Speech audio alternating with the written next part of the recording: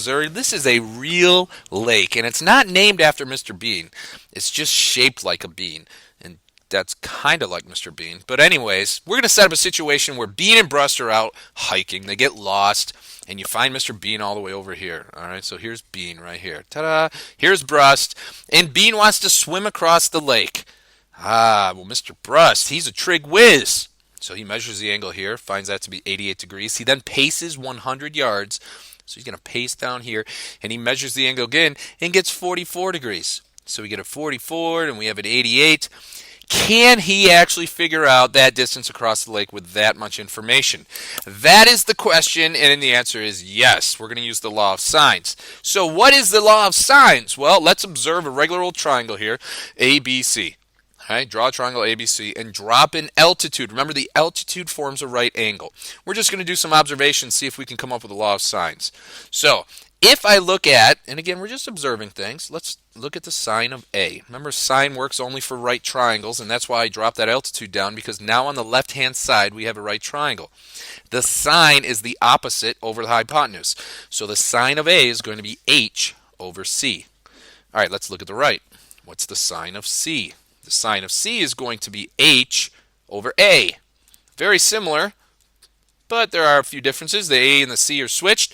Let's cross multiply. This is one of my favorite hobbies to do on a Friday night. We cross multiply. So we have H equals C times. I'm going to be careful how I write this because it can get confusing with all those letters. Remember, capital letters, the angle, lowercase is the side. On the right-hand side, cross multiply. H equals A times the sine of angle C. Now look, we have H is equal to this, and H is equal to that. Well, guess what? Substitution. We can put those things equal to each other. They're both equal to H, so they're equal to each other. So C is going to equal, C sine of A is going to equal A times the sine of C. All right, well, we're almost done here with our observing. I'm going to divide both sides by AC. And the only reason why? To make it prettier, because we like pretty things. So I'm going to cross out those C's, they cancel, cross out those A's, and look what we have. The sine of A over A is going to be equal to the sine of C over C. And when I started this problem, I just drew a random triangle. You know, I could have put C up here, and I could have put B down there. Well, what would that have given us? That would have given us the sine of B over B. They're all equal to each other. Now, we know we can flip reciprocals. It's still equal, right? I mean, if we have like 2/5, that's equal to 4/10. If I flip those and get 5/2, that's still equal to 10/4. You can do that. So that's what brings us to this formula right here. It really doesn't matter which way you have it. You can do sine of A over A, or you can do A over the sine of A. Really doesn't matter. But this is our formula. Sine of A over A, sine of B over B, sine of C over C, or A over sine of A, B over sine of B, C over sine of C.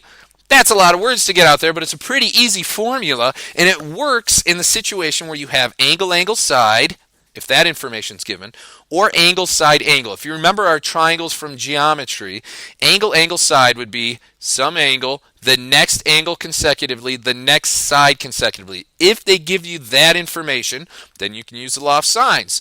What about angle, side, angle? That's a different triangle. Angle, side, angle. The side has to be between the angles that they give you. The one thing that it also works for, but it's a pain in the angle side is side angle. Remember? Okay, side angles in geometry, that doesn't always work. That's the one situation you cannot prove triangles congruent. Do you ever ask that question back in geo? Like, why doesn't side angle work? You're going to learn today why side angle didn't work. Okay? Still doesn't work. Never works. All right, so let's use the law of sines to solve this situation where we have 88 degrees here, and then he walked for 100 yards, and then we had 44 degrees in this angle right here. All right, so using the law of sines, here, let's throw some letters on this bad boy. Doesn't matter which way the letters are, but I want to find this distance right here. Okay, now what do I need to know? Well, I need the sine of C over C. All right, well, that'll work for us. Sine of C over C is going to equal the sine of B over B. Well, that's not going to help me out because that's a distance. That's not the shortest path across the river. What I need is let's see, I have 100 here, so it would be nice to know that angle. Well, this angle's easy. We can add up those two. What do we get here? We get 132. All right, so if they're 132, the sum of those two, 44 plus 88, then you subtract from 180. Everybody know what I'm doing here? All this, the sum of the angles must equal to 180 degrees there. Somebody teach you that? So what do we get here? What do you get? 48? All right, so that's what this angle equals here. 48. That's angle A. So we're going to get the sine of A over A. Let's substitute in. So the sine of C, we're going to get the sine of 44 over C, or X here. You could use either one, equals the sine of A, sine of 48 over A, which is 100. All right, so let's cross multiply. I love cross multiplying. So sine of 48 times C, so C times the sine of 48 is going to equal 100 times the sine of 44. And then I divide both sides by the sine of 48. Both sides, sine of 48. We get C is going to equal 100 times the sine of 44 divided by that quantity divided by the sine of 48. Let's figure that out. All right, break out the calculator. 100 sine of 44 divided by the sine of 48. By the way, before you start this, make sure that your calculator is in the right mode, because if it's not, you're going to get the wrong answers here. To do that, you hit the mode button and make sure you're in degrees. All right. So back to it. 100 times the sine of 44 divided by the sine of 48. Yeah, you could do those each piecewise and get decimals, but we're going to get 93.4755. Can we pull that down here somewhere? All right. So if we pull that down, what are we going to call that? Well, I guess that's good enough to call. Let's go to the nearest tenth on these. That sound like a good idea? So let's go. So C is going to equal 93.5. All right. So 93.5. What are you working in? Yards? Yards. All right, there's our answer there. That's how far across it is. That's the width of the lake. You know, going straight across, pretty much straight across. And so that solves that problem. So Bean can make a decision whether he wants to swim across that. All right, solving triangles. Now, when you solve triangles, it means finding every measure of every side and every angle. But the good news is they're going to give you, they have to give you some of this information. So you really don't have to find 6 pieces of information. But at the end of it, you should know 6 pieces of information because they give you 3 and you'll probably have to find 3. Okay, sometimes it's easy, like the first example, sine, let's look at that.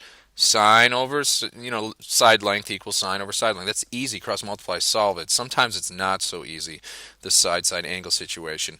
In fact, when side-side angle happens, you have to draw a picture, and there might not always be a solution. In fact, there could be no solution. There could be exactly one solution, or there could be 2 solutions. What? That's right there why the geometry side-side angle doesn't work in proofs. We need some conceptual elixir. Go ask Mr. Brust if you have him right now for some conceptual elixir. I think he keeps some in the closet. Don't tell people. All right, so the case 1. Angle A is an obtuse angle. All right, the way I'm going to draw this, when they give you an angle here, let's put it always on the left. We're going to draw the triangle the same way. So if they tell you angle A is obtuse, all right, let's put angle A right here, and let's put B over here. So our triangle will probably look, you're going to have to excuse my great drawings here, but it's going to look something like that. Okay, so that angle there, A, is obtuse. There are 2 possible solutions. All right, so let's draw the other one over here, just so we're dealing with the same thing to start. All right, first situation, A is less than B. All right, if this is angle B, this is the side opposite, so this is side B, and then side A is up here somewhere. If A is less than B, that's going to swing down. It's never going to touch. All right? It's not going to touch the other side of the triangle. So guess what? This is a situation where there's no possible triangles. Say what? So if they give you side lengths, if they give you an obtuse angle, and they give you 2 side lengths, and then you draw it in such a way that A, the side opposite the obtuse angle, is smaller than the other side, there's no possible triangles. You cannot make that triangle even if you wanted to. There's no way to do it. And you know what? Across from the largest angle should be the largest side. That's one of the reasons why. All right, so if B is larger than A, then you got problems.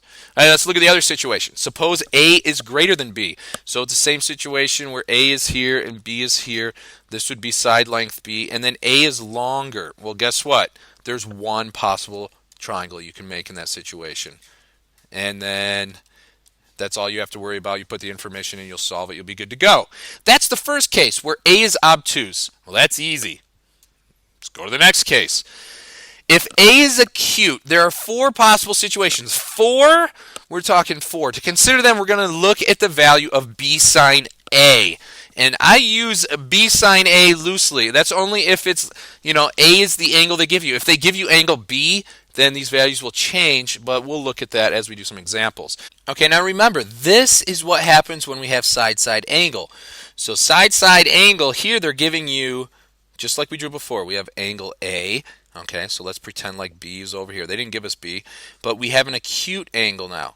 All right, so that would be side length B, and then we'd have side A. Now, we need to figure out some things. First of all, all right, this angle's given, so it doesn't change. So the length of A, that's going to matter. Like, is that long enough to come down and intersect lines, this side here of AB? It'd be side C in the triangle. That would be side C right there.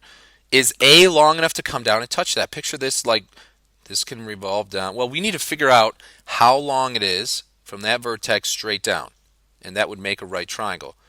So if that makes like the distance straight down, that is a right triangle. That's the altitude. I'm going to call that H. All right, so what is the height equal to? Well, I know that just from the stuff we did before, we know that the sine of A is equal to the height over B, right? It's opposite over hypotenuse. So if I cross multiply, the height is going to equal B times the sine of A. Now I see where that comes from. Well, let's find the height of this triangle first. All right, so we don't have actual numbers now, but that's what we're going to do. If we find that the height is longer than, no, let's do equal to first, because that's where we're at. If we find that the height is exactly equal to this other side, or the other way, this side opposite A is equal to the height, then when it comes down, it'll intersect right there. It'll make one triangle. In fact, it'll make one right triangle. All right, so then we can just use sine, cosine, tangent, that kind of stuff. It'd be pretty simple. Let's look at a different situation. Let's draw it again. Okay, so here we go. We have the same thing, AB. A is given, it's acute, and we have the height here. All right, so we figure out, remember this is actually the height. So we figure out the height. What if A is less than the height? Maybe it only goes to like here. Okay, it's going to swing down to there. Can it touch the other side? Remember that angle is fixed. No, it can't. Okay, it's not long enough. It's not, the height is so long and then A is shorter. So there are no possible triangles. No possible triangles. You can't make a triangle. Again, when you figure out the height of this thing, suppose the height is 30, but this opposite side is only 28. It cannot touch. It's not long enough. All right, so that is a second situation that could happen. Let's see a third situation that could happen. All right, so suppose that A is greater than the height. All right, B sine of A is the height, but it's also greater than this side here.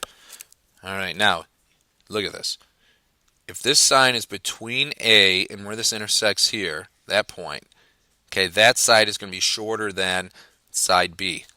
If it's longer than, it can't intersect here. It'd be on the other side, and that'd screw up our angle A. So I guess it has to go this way then, and so there's only one triangle possible. So this situation is pretty easy. There's one triangle possible. Okay, so see what we're doing? We're examining the side lengths compared to the height of the triangle. The last one is right here. All right, we redraw it again, and this time what do we have? A is, remember that's that side here, A is, it's greater than the height, but it's less than that other side. All right, well, what does that mean? That means that it's going to come down like this, or it's going to come down like this. It's in between the length of B and whatever the height is. See how we have two different triangles that are possible.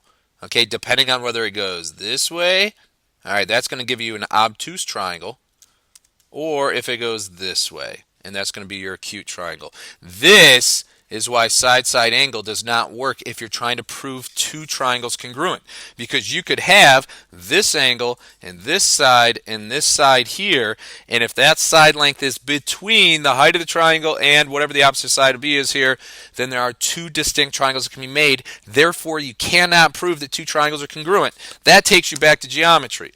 Okay, we're not going to do any geometry proofs here. Got rid of that B. Let's put it up here. But what we need to know is if that side length there, A, is between side B and the height of the triangle, all right, if it's between those two lengths, then we have two possible triangles that we can have. And that's the most work for you. Two possible triangles. All right, let's look at some examples here. All right, so determine the number of solutions and when possible, solve the triangle. So first thing we need to do, determine the number of solutions. Let's draw this out. Always put your angle here on the right. This is always what I do, but it seems to always work for me. Put A there. Here they're giving us side length B, so I'll put that on the right just so we draw it the same way every time. This is an acute angle. It's 63 degrees. And then they tell us side length B, and they tell us that A is 17. All right, first thing we need to do, we need to find the height of that triangle there so we can see if 17 is long enough to intersect down here. All right, maybe the height is 17.5, and so that side length isn't long enough, but we don't know until we actually find it. So what we're going to do, we're going to find the sine, let's see, the sine of A is going to equal, I'm going to call this the height for now, the height over 18. If I cross multiply, then I get the height equals, I'm going to sub that in right now, height is going to equal 18 times the sine of 63. All right, so if you go through and you solve that all out, what are we going to get? All right, so trusty calculator here says 18 times the sine of 63 is 16.03. I'm going to call that 16.0. So we have the height is going to equal 16.0. All right, well, if you notice, if this is 16.0, all right, then the side length A here is a little bit longer than the height, but not longer than side length B here. All right, so that means that we're going to have two options. I'll draw it in green. Either this thing's going to come down there, or it's going to come down in here somewhere. So let's look at the first situation. Let's look at that triangle. We need to draw this triangle. I always like to draw the triangle separately, but we have to answer the first question. Determine the number of solutions. There are two possible triangles, so I'm going to write that. Two possible triangles. All right, so the first triangle is if B is acute. So let's write that out. Angle B is acute. Let's see what that looks like. So if angle B is acute, we get a triangle that looks like this. All right, so angle B, we don't know the measure of, but we know that this measure is 63 degrees. We also know that this side length is 18, and this side length here is 17. So now what I can do, let's put our letters on it, okay, and label our angles, A, B, and C. So I know that the sine of A is over A is going to equal the sine of B over B. So if I were to sub in, we have the sine of 63 over 17 is going to equal the sine of B. Now, I don't know what B is, but I know the opposite side length is 18. If I cross multiply and solve it, I get the sine of B is going to equal, well, let's do the whole thing. 17 times the sine of B is going to equal 18 times the sine of 63. I'm not going to show all these steps the next time I do this. This is a lot of work for me. All right, so we divide by 17. We're going to get the sine of B is going to equal ugliness. Let's figure out ugliness in the calculator. All right, so here's what ugliness is. We get the 18 times the sine of 63 divided by 17. We get 0.9434. All right, so the sine of B is going to equal 0.9434. Now, remember, we're not solving for a side length here. We're solving for the sine of B. So how do you find out what B is? We need to find the inverse. We need to take inverse sine. We need to work backwards. All right, so let's write this out. The measure of angle B is going to equal whatever the inverse sine of this is. So use this in your calculator, sine of the -1 of x. If you forgot how to do that, let's pull up the calculator. This is actually how I'm going to do it. This is your last answer. So I want second sine. It's above the sine button. So you want to find the inverse sine of this last answer. So I'm going to hit second and then the answer button right there. It takes your last answer. You find the sine of it, 70.6. So the measure of angle B equals 70.6 degrees. That is amazingly awesome in this situation. 70.6. Now we can start finding out some other stuff. So let's find out what angle C is. Well, how would we do that? We take 70.6, we add it. All right, so 70.6 plus 63, and that's going to give us 133.6. All right, if we subtract from 180, we get, let's see, 180 minus that equals 46.4, I think. right? So what are we doing here? Remember, all the angles of a triangle equal 180. So we knew 63. We just figured out 70.6. We're adding them all up. We subtract from 180. We get 46.4.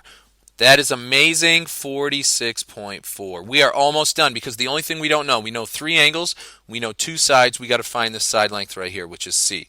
Let's change colors so we know what we're doing. I know I'm kind of like running over into here. So the sine of 63, doesn't matter which angle you pick now, over 17 is going to equal the sine of 46.4 all over this opposite side C here. So we're going to call it C. So cross multiply and divide. So it's going to be this times this. We're going to divide by the sine of 63. So C is going to equal 17 times the sine of 46.4 all over the sine of 63. So what is that going to equal? C is going to equal roughly, if you use your calculator, 13.8. That's what I get. 13.8. That's from my calculator. So if I were going to write this all out, we got to write all of our answers down. So A equals, that was given to us. So A equals 18. Oop, I lied. A equals 17. B equals 18. C equals 13.8. Angle A was given to us. That was 63 degrees.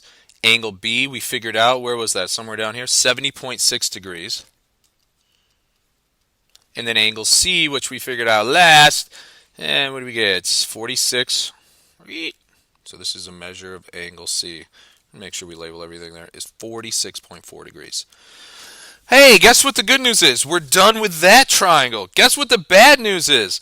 We have another triangle to do, and I ran out of room. I should have probably gave you more room on the paper, huh? Well, blame Mr. Kelly. All right, so what's the other possibility? Well, this was all based on the premise, if I back it up here, that this side length here was, this was an acute angle at B, okay? Or the side length went this way, but it could have went this way. And if it did that, then we have an obtuse angle here, and we have a different angle measure right there. Your triangle looks more like this. Before I erase all this stuff, though, let's look. We solved the first one. We found this angle right here. This was angle B. We found angle B to be equal to, what do we got, 70.6 degrees. All right, well, I want to point something out to you. This triangle, I'm going to look at this triangle right here. This triangle is isosceles. Okay, so if this angle is 70.6, so is this angle. What we're interested in is that angle, which is on that side right there. So how are we going to find that? Well, they form a linear pair. They're supplementary to each other. They equal 180. How many ways can I say this? So this equals 70.6. That means that this angle on the inside is 109.4. This is 63. We can then find this angle to be 7.6 degrees. All right, these are all in degrees. So this is 7.6. This angle was given to us, 63 degrees. All right, so now we have our new triangle. So now I'm going to erase everything now that we have the new triangle. Please make sure you understand why that is 180 minus whatever that angle we found there before is. Okay, voila, erased everything. Let's write down what we know so far. Here's our second triangle. What do we know? Well, we know that angle A is still 63 degrees. We know that angle B is 109.4 degrees. We know angle C, we figured that out, is 7.6 degrees. We also know A and B are still 17 and 18. So the good news is we're only missing C here. So I'm going to do the law of sines again. We're going to get the sine of A over A equals the sine of, what do we want here at the top? C over C. All right, so the sine of 63 over 17 equals the sine of 7.6 over C. We cross multiply. We get 17 times the sine of 7.6 equals C times the sine of 63. We're going to divide both sides by the sine of 63. And we're going to get C is going to equal, after they cancel, 2.5. Want to see that calculator? See how it all works out? Okay, 17 sine of 7.6 divided by the sine of 63.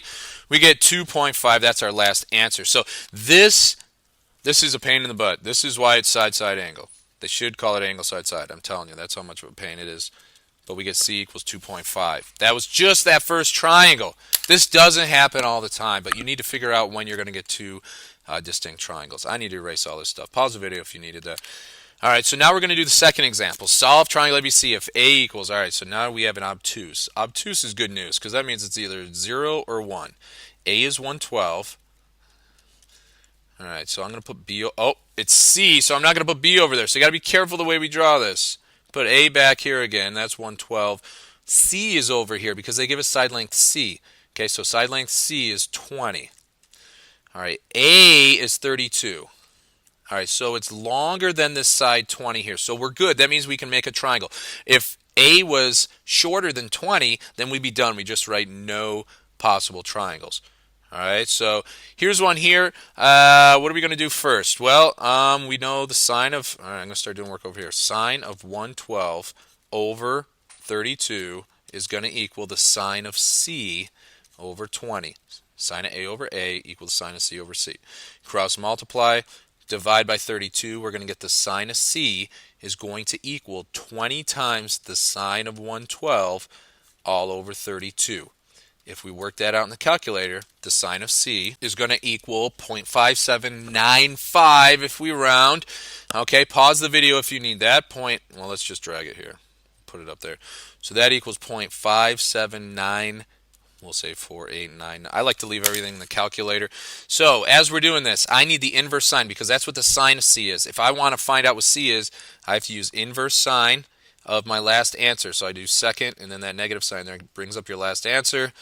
And it's going to tell me 35.4. All right, so C is going to be approximately equal to 35.4.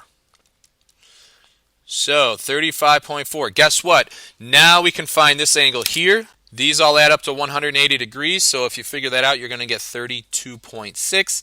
And lastly, we'll do this in different color. We need to find, what is this going to be? This is angle B. So we need to find side length B here. So sine of B over B equals sine of A over A. Cross multiply, divide by sine of 112. B is going to equal 18.6. Do we know everything now? So let's figure this out. What is A equal to? 32. C is 20. B is what? What do we get here? We just figured that out. 18.6. A is 112. Angle B is 32.6. And angle C is 35.4 degrees. All right, 2 for you to try. Pause the video and do the last 2. Ready? Go! Okay, so this is the first situation for the first problem. We have 2 possible triangles because we look at H, which is 15 times the sine of 50. All right, we figure it out there, blah, blah, blah. Here we go. Here's the answers we get here. That's the first possible triangle where B is acute. All right. Okay, and if angle B is obtuse, we subtract from 180 that other value of angle B to get 117.9. Then we can figure out A is 12.1. We use the law of sines. We get A equals 3.6. All right, there's the first example. 2 possible triangles. We have all the work right there. Sorry if I didn't leave enough room. All right, next example. Check this out. Side A is not long enough because side B is 50 and side A is only 33. So we have no possible triangles. That is it. Sorry, this video is kind of long. I promise the next one will be shorter. This is Mr. Kelly Baumholder. Remember, nice to be important. More important to be nice.